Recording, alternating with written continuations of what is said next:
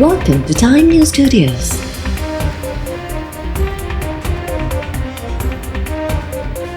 You are watching 9 PM Bulletin. Allahu Akbar.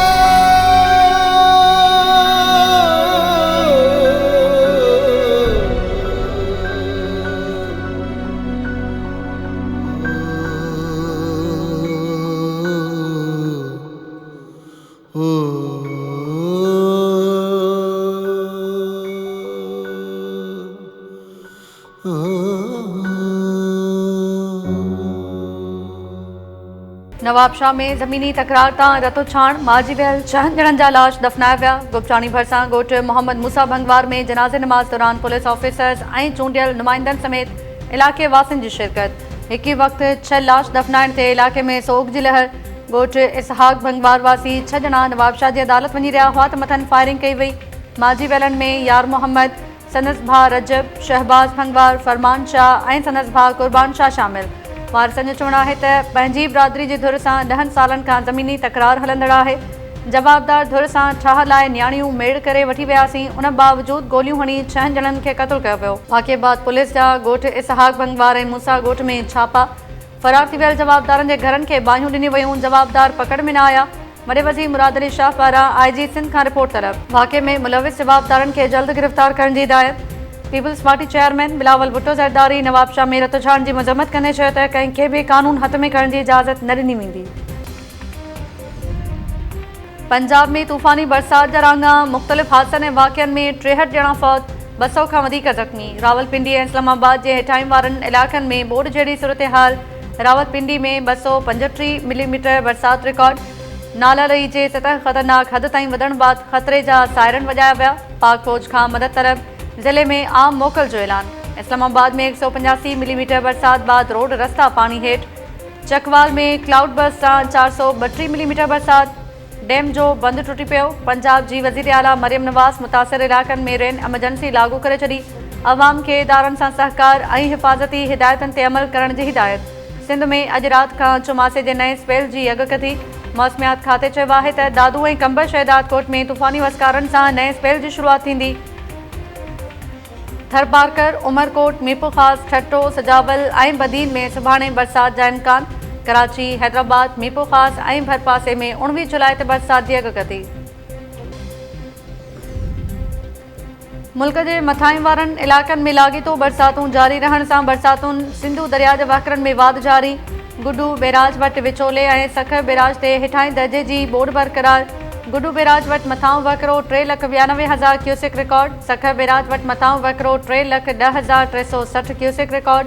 कोठड़ी barrage वटि वकरनि में वाध। मथां वकिरो 1,09,042 क्यूसेक ऐं हेठां वकिरो 67,727 क्यूसेक रिकॉर्ड। इरसा तर्जुमान मूजिबि तरबेला डैम में पाणी जी सतह वधण खां पोइ स्पेलवेज़ खोलिया विया। मंगला डैम में पाणी जी सतह 1186 फुट थी वई।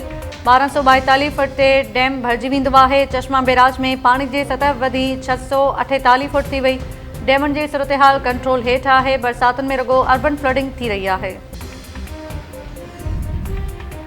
वॾे वज़ीर मुराद अली शाह हैदराबाद में बरसात सबबि ॾुखियाऊं थियण ते शहरनि खां मुआज़रत करे वरिती। चूंडियल नुमाइंदनि ऐं ज़िले इंतिज़ामिया जी कारकर्दगी जी साराह। हैस्को बरसाती पाणी नेकाल न थियण जे ज़िम्मेवार करार। वॾे वज़ीर चयो आहे त ड्रेनेज सिस्टम में बोरियूं मिलण जी रिवायत बरक़रार आहे। रेलवे जे पंपिंग स्टेशन मां बोरियूं मिलियूं आहिनि। हैस्को खे हिदायत कई हुई त बिजली बहाल रखी वञे। हैदराबाद म्यूनिसिपल कॉर्पोरेशन चूंडियल नुमाइंदनि ऐं इंतिज़ामिया बहितर अंदाज़ में कमु कयो। हिन वक़्तु लतीफ़ाबाद में बरसाती पाणी न हुअण बराबरि आहे। रेलवे कॉलोनी, मकीशा रोड, रेलवे स्टेशन ऐं ॿियनि इलाइक़नि जा दौरा कया आहिनि। हैदराबाद में प्रेस कॉन्फ्रेंस कंदे वॾे वज़ीर चयो त न्यूयॉर्क ऐं न्यू जर्सी में बि बरसाति बाद अमां हालतूं ॾिठियूं हूंदियूं। मौसमियाती तब्दीली सबबि पंजाब में बि शदीद बरसातूं थी रहियूं आहिनि। बरसाति सबबि माण्हुनि खे पेश आयल तकलीफ़ुनि ते मुआज़रत कयूं था।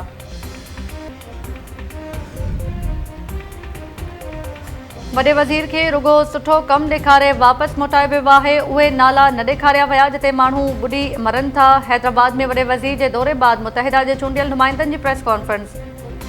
MNA वसीम हुसैन, नासिर कुरैशी ऐं ॿियनि चयो त अञा बि हेठाहीं वारनि इलाइक़नि में बरसाती पाणी बीठल आहे। वॾे वज़ीर खे रुगो क्लियर थियल इलाइक़नि जा दौरा कराया विया आहिनि। नालनि जी सफ़ाई अञा ताईं न थी आहे। उहे पाणी निकाल करण जी सघ नथा रखनि। ॿुधायो वञे त मेयर हैदराबाद कहिड़ी कारकर्दगी ॾेखारी आहे। मुतहिदा अॻवाननि मेयर हैदराबाद खे चैलेंज कयो त हू नालनि ऐं पाणी जी सूरतहाल जो जाइज़ो वठण लाइ गॾिजी दौरो करे। मेयर ग़लति साबित थिए त इस्तीफ़ा ॾिए ऐं असां ग़लति साबित थियासीं त इस्तीफ़ा ॾींदासीं। नवाज़ लीग ऐं JUI KP असेंबली में अक़लियती सीटुनि ते टॉस बदिरां ॻाल्हियुनि वसीले मामला तइ करे वरिता। नवाज़ लीग पारां टॉस सां हथु खणण बैदि हिकु अक़लियती सीट JUI फ़े खे मिली वई। वफ़ाक़ी वज़ीर अमीर मकाम चयो आहे त वज़ीर आज़म शहबाज़ शरीफ़ ऐं मौलाना फज़लुर रहमान विच में अक़लियती सीट JUI खे ॾियण ते इतफ़ाक़ थियो हो। सेनेट चूंडुनि में इल्ज़ाम लॻंदा रहंदा आहिनि। चाहियूं था मुशावरत सां सेनेट जूं सीट्स हासिल कयूं वञनि। इन ॻाल्हि ते मुशावरत जारी आहे त हुकूमत खे 6 ऐं ऑपोज़िशन खे 5 सीटूं मिलियूं।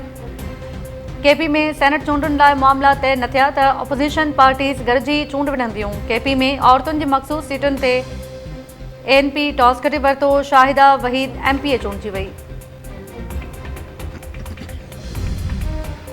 ख़ैबर पख़्तूनख्वा असेंबली जो इजलास 20 जुलाई ते तलब।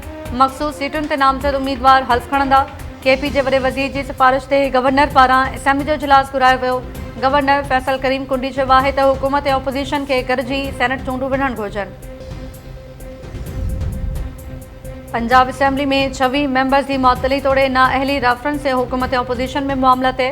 पंजाब असेंबली में हुकूमत ऐं ऑपोज़िशन जी कमेटीज़ विच में ॻाल्हियुनि दौरान ऐवान में गुथा लफ़्ज़ इस्तेमालु न करण ते इतफ़ाक़। स्पीकर मलिक मोहम्मद ख़ान कमेटीज़ खे वाधायूं ॾींदे चयो त ऐवान में गार गंद जी रिवायत न वर्जाई वञे। पार्लिमानी मामलनि जे सूबाई वज़ीर शुजाउर रहमान चयो त ॻाल्हियुनि में इतफ़ाक़ थियो त ऐवान में ऑपोज़िशन लीडर जी राय खे अहमियत ॾिनी वेंदी ऐं का बि नारेबाज़ी न थींदी। वज़ीर आला मरियम नवाज़ जे ख़िताब दौरान बि को एहतजाज ऐं गोड़ न कयो वेंदो। मुअत्तल मेंबर्स जी बहाली जो ऐलान स्पीकर पाण कंदो।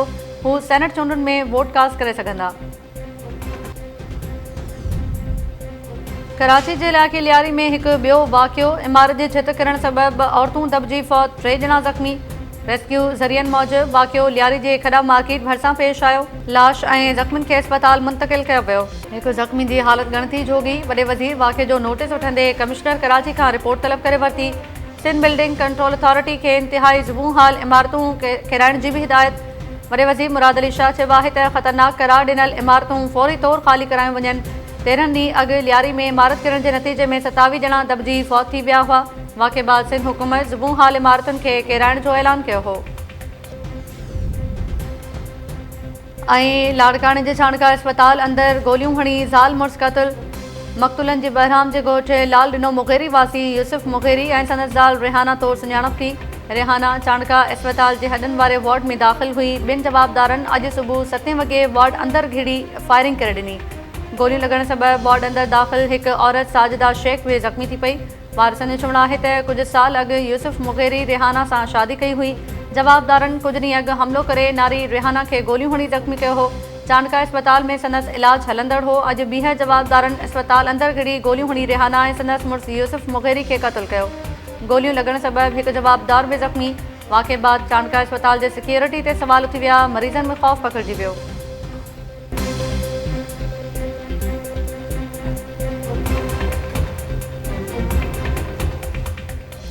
अस्सलाम वालेकुम नाज़रीन, टाइम न्यूज़ सां गॾु आऊं आहियां ताहिरा वज़ीर। हेडलाइंस वरिठियूं तफ़सीली ख़बरूं शॉर्ट ब्रेक खां पोइ।